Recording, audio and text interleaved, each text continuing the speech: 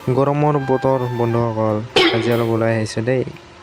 গৰমৰ দিনত ৰুমৰ ভিতৰতনো কিমান সময় থাকিম, সেই বুলি ভাবি আৰু অলপ ওলাই আহিছোঁ।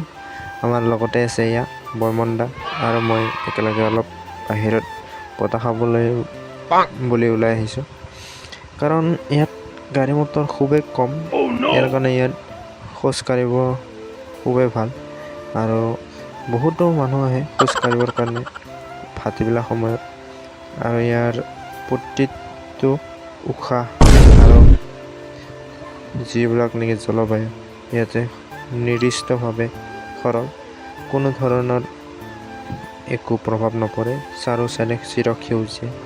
ইয়াতে আছে আমাৰ এখন সৰু দলং, এইখন সৰু দলঙত বহি অকণমান জিৰণি ল'ব পাৰি কোনোবাই আহিলে। আমি আৰু জিৰণি তিৰণি নলওঁ, আমাৰ ভৰি আছে, হাত আছে, আমাৰ ষ্ট্ৰং, ইয়াৰ কাৰণে আমি গৈ আছোঁ। চ' আপোনালোকে যদি ফুৰিব আহা তেতিয়াহ'লে ইয়ালৈ নিশ্চয় আহিব। ইয়াত আহিলে না ৰুমলৈ যাবলৈ একদম মনে নাযায়। ইয়াৰ কাৰণে ভাবিছোঁ ইয়াতে থাকি শুই দিওঁ নেকি।